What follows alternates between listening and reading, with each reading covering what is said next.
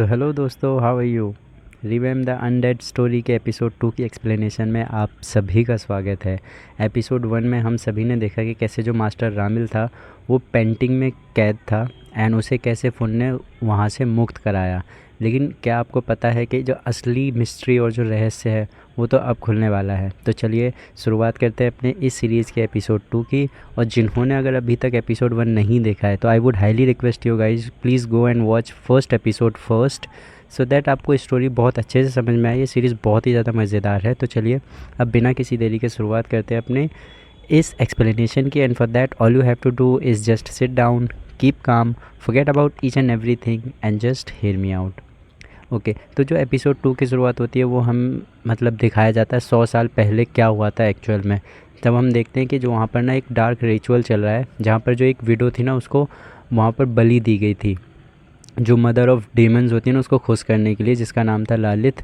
ठीक है, एंड उसको उस औरत की बलि दी गई और जिसकी वजह से वो जो लालित थी मतलब मदर ऑफ़ डेमन्स, वो बहुत ज़्यादा खुश हो गई। और जिन्होंने बलि दी थी यानी कि जो हंटर्स थे उन्होंने बोला था कि हमें ये जो रामिल है उसको कर्स करना है। तो वो जो उसकी विडो मतलब जो विडो की बलि दी गई थी ना उसको वो एक्सेप्ट कर लेती है मदर ऑफ़ डेमन्स, एंड जाके जो रामिल होती है ना उसको कैद कर देती है, पावरलेस कर देती है और उसको पेंटिंग में कैद कर देती है हमेशा के लिए।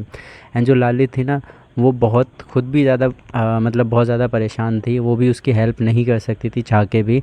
एंड जब रामिल उससे बहुत ज़्यादा रिक्वेस्ट करता है, ये सब करता है, तो वो मान जाती है और वो बोलती है कि ठीक है, मतलब एक दशक यानी कि पूरे 100 साल के जब हो जाएंगे उसके बाद में एक कर्स ब्रेकर आएगा और उसके खून और उसके नाम से ही तुम्हारी ये जो जंजीर मैंने तुम्हें जो इसमें कैद किया हुआ वो टूट जाएगी और जिसे तुम चुनोगे और वही तुम्हारा इटर्नल लव होगा। एंड इतना कहते ही जो रामिल होता है उसकी आँख खुल जाती है। एंड अब हम लौटते हैं प्रेजेंट में। रामिल जो होता है ना वो फ़ोन की जो चोट लगी थी उसे, क्योंकि जो मासिल था उसने उसको मीथस था उसने उसको ना बहुत तेज़ी से पकड़ रखा था, तो उसकी गर्दन में चोट आ गई थी, तो वो उसकी चोट को साफ़ कर रहा था। एंड फ़ोन धीरे से पूछता है कि जो मीथस था ना उसने मुझसे कहा था कि मैं और तुम हम दोनों ना एक बॉन्ड शेयर करते हैं, इसका क्या मतलब था। तो जो रामिल होता है ना वो उदास होकर मतलब जवाब देता है और बोलता है कि जब मुझे कर्ज किया गया था ना तब मुझसे ये कहा गया था कि जो भी मुझे मुक्त करेगा ना वही मेरा इटर्नल लव होगा। एंड फ़ोन ये जो बात सुन के ना बिल्कुल चौंक जाता है, हैरान हो जाता है। लेकिन जो रामिल है ना उसकी आंखों में सच्चाई साफ दिखाई देती है, तो उसको भी कहीं ना कहीं विश्वास हो जाता है।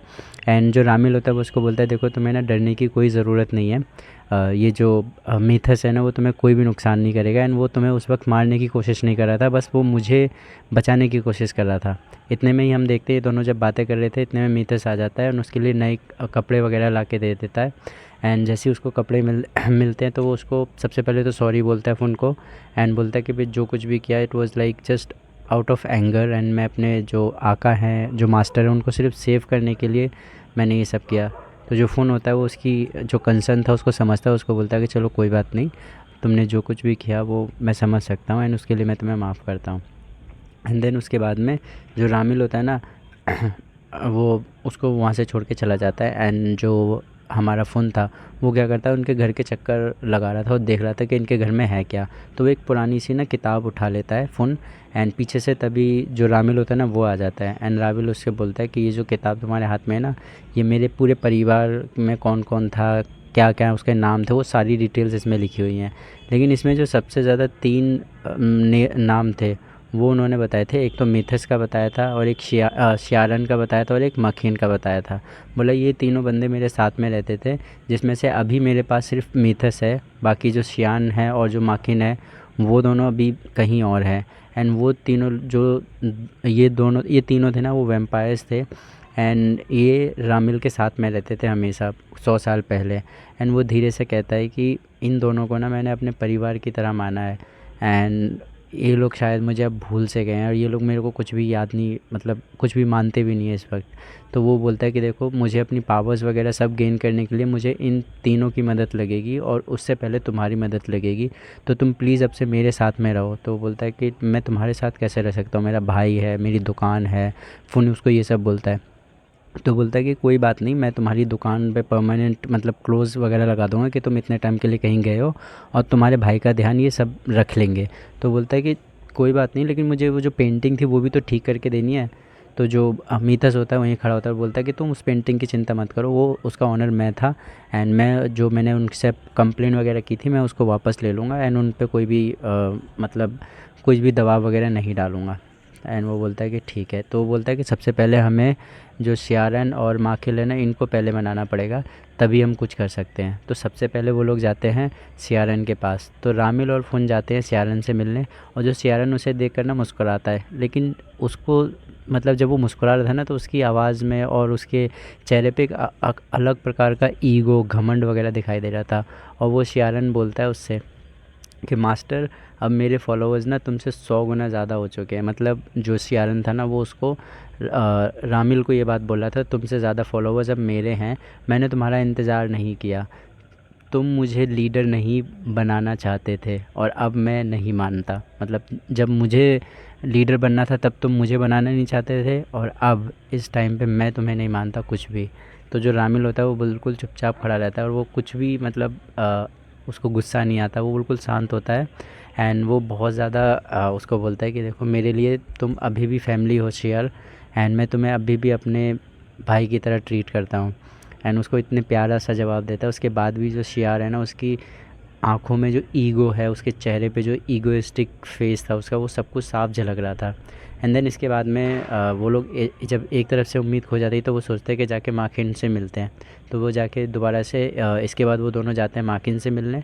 और अब जो माखिन है ना वो एक डॉक्टर बन गया है, एंड वो डॉक्टर बन गया है। तो वो उसके पास जाते हैं और उससे कहते हैं कि यार ऐसी ऐसी बात है और तुम्हें तो पता ही है कि मैं आज़ाद हो गया हूँ। तो बोलता है हाँ मेरे पास मैथ्स का मैसेज आया था। एंड तो वो जो माखिन होता है वो उसको बोलता है कि देखो मैंने ना हीलिंग पावर्स का इस्तेमाल करना ना बंद कर दिया है, क्योंकि मैं इंसानों का इलाज इंसानों की तरह करना चाहता हूँ। रामिल उसकी तरफ देखता है और मतलब बहुत प्राउडली मुस्कुराता है, तुमने सचमुच इंसानियत का रास्ता चुना है और मैं बहुत खुश हूँ। तो ये बात जो रामिल होता है ना वो उसको बोलता है, और यहाँ से भी उसको ना नाउम्मीदी ही मिलती है। एंड यहाँ पे मैं आपको बता दूँ कि जो रामिल था जब वो मतलब पेंटिंग में कैद नहीं हुआ था, उससे पहले रामिल ने अपनी कुछ एक दो पावर्स, तीन पावर्स थी ना, इन तीनों में बांट दी थी। जैसे मीथस को दी थी कि वो बहुत तेज़ फास्ट भाग सकता है, एंड जो माखिल था, उस जो डॉक्टर था, उसको पावर दी थी कि वो किसी के भी घाव को ऐसे अगर हाथ वगैरह लगाएगा तो वो उसके घाव को तुरंत ठीक कर सकता है। एंड जो ये शियार था, इसको ये पावर दी थी कि ये मतलब कोई भी रूप दूसरा धारण करके कहीं भी आ जा सकता है, उड़ सकता है। बेसिकली एक जो कौवा टाइप का था ना वो रूप बदल सकता है, तो उसको ये वाली शक्ति दी थी। एंड इसके बाद में और ना ही इसने हाँ की है, जो शियार था इसने हाँ की है। तो ये दोनों ना बहुत थक जाते हैं और जाके किसी रेस्टोरेंट में बैठ जाते हैं। एंड वहाँ पर ये दोनों गेम्स वगैरह खेलते हैं अपना दिल हल्का करने के लिए। एंड जो फ़ोन होता है वो इसको आइसक्रीम ला के देता है, एंड पहली बार जो रामिल होता है वो आइसक्रीम टेस्ट करता है, एंड उसको बहुत अच्छी लगती है। एंड दोनों बातें कर ही रहे होते हैं एंड जाके कार में बैठ जाते हैं एंड जाने वाले होते हैं कि तभी जो रामिल होता है ना वो थोड़ा सा सैड हो जाता है। एंड वो उसको बोलता है कि यार मैंने इन दोनों को मतलब अपने भाई की तरह माना है, एंड इन लोगों ने मतलब एक सेकंड भी नहीं लगाया मुझे मना करने में। आई डोंट नो ऐसा क्यों हुआ, एंड आई होप तुम मेरी मतलब सिचुएशन को समझ सकते हो कि मैं क्या फ़ील कर रहा हूँ इस वक्त। तो जो फ़ोन होता है वो उसको बोलता है कि देखो मैं तुम्हारी फीलिंग ना बहुत अच्छे से समझ सकता हूँ, क्योंकि मैं खुद भी एक छोटे मेरा खुद का भी एक छोटा भाई है, तो मैं तुम्हारी फीलिंग बहुत अच्छे से समझ सकता हूँ। एंड इतने में ही हम दूसरी साइड देखते हैं माखिर को, जहाँ पर वो मतलब अपने हॉस्पिटल में जा रहा होता है रात के टाइम पे। तभी उस पे जो ना हमला हो जाता है। जो हंटर्स होते हैं, हंटर्स बेसिकली ह्यूमंस हैं जिन्होंने जिन लोगों का एक ग्रुप है, और वो लोग वैम्पायर्स जितने भी यहाँ पर इंसानी दुनिया में छिपे हुए हैं ना इंसानों का रूप लेके, उन सबको वो हंट करते हैं, मारते हैं। तो उसी वक्त वो जो इंसानी हंटर्स होते हैं ना वो आके माखिर पे हमला कर देते हैं। एंड माखिर क्या होता है वो जल्दी से उसको कॉल करके बता देता है शियार को भी कि देखो ऐसा ऐसा है, मेरे ऊपर हमला हो गया है, और मीथस को भी बता देता है। तो इन तीनों को पता चल जाता है एंड मीथस को बोलता है कि प्लीज़ तुम जल्दी आके मेरी मदद करो। तो जो माखिर था वो यहाँ पर हंटर से लड़ रहा था, और जो शियार था वो वहाँ पर हंटर से लड़ रहा था। एंड जो मीथस था वो तुरंत यहाँ पर भाग कर आ जाता है, वो सबसे पहले मदद करता है माखिर की एंड उसको बचा लेता है। एंड फिर भी उसकी थोड़ी बहुत चोट वगैरह आ जाती है, उसको चाकू भी लग जाता है माखिर को, लेकिन जो माखिर था उसके पास तो पावर थी हीलिंग की, तो वो अपने आप को ठीक कर लेता है। एंड यहाँ से वो दोनों जाने ही वाले थे तभी वो पूछता है कि यार शियार के पास भी हंटर्स ज़रूर गए होंगे चाहे कुछ भी हुआ हो, तो तुमने मतलब मास्टर रामिल को बता दिया ना, वो गए ना उसकी मदद करने। तो बोलता है कि हाँ मैंने बता तो दिया लेकिन उसके साथ में फ़ुन भी गया है। और यहाँ पे मैं तुम्हें बता दूँ कि जो शियार है ना वो फ़ुन से बहुत ज़्यादा किलसा हुआ है।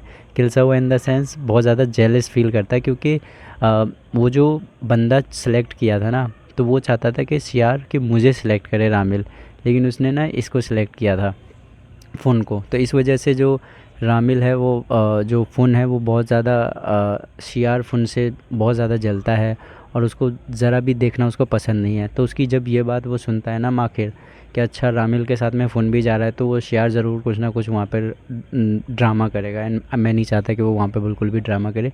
तो ये लोग जल्दी जाने लगते हैं। एंड जैसे ही वहाँ पे रामिल पहुँचता है तो देखता है कि वो ना जो शियार था वो हंटर्स को मारने वाला होता है, मतलब जान से मारने वाला होता है। और जो रामिल था उसकी एक मतलब पॉलिसी और या फिर एक रूल था कि वो किसी भी इंसान को मारते नहीं हैं, जब तक वो लोग उसको मार मतलब जान से ना मारने वाले हों तब तक वो किसी भी इंसान को मारते नहीं हैं। लेकिन जो शियार था वो इतना बदले में बिल्कुल पागल हो गया था, गुस्से में इतना पागल हो गया था, और वो ये सब कुछ नहीं देखता और मारने ही वाला होता है कि तभी रामिल आ जाता है, उसको रोक लेता है।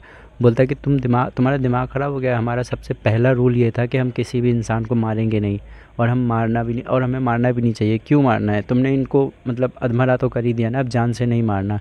तो बोलता है कि अच्छा अगर तुम रोक सकते हो तो रोक लो। तो बोलता है कि अगर मैंने तुम्हें रोक लिया तो तुम क्या करोगे।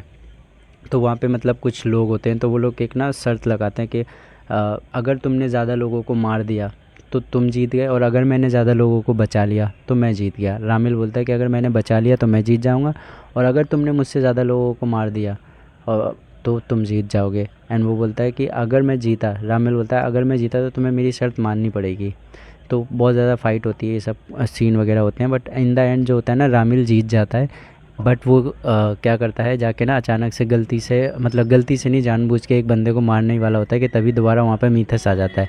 एंड मीथस उसको रोक लेता है, बोलता है कि आप बिल्कुल भी मजाल मत करना यहाँ से हिलने की, और तुम्हें जब एक बार आका ने बोल दिया है कि तुम्हें ये सब नहीं करना है तो तुम ये सब कर क्यों रहे हो, मेरे को तो यही समझ में नहीं आ रहा है।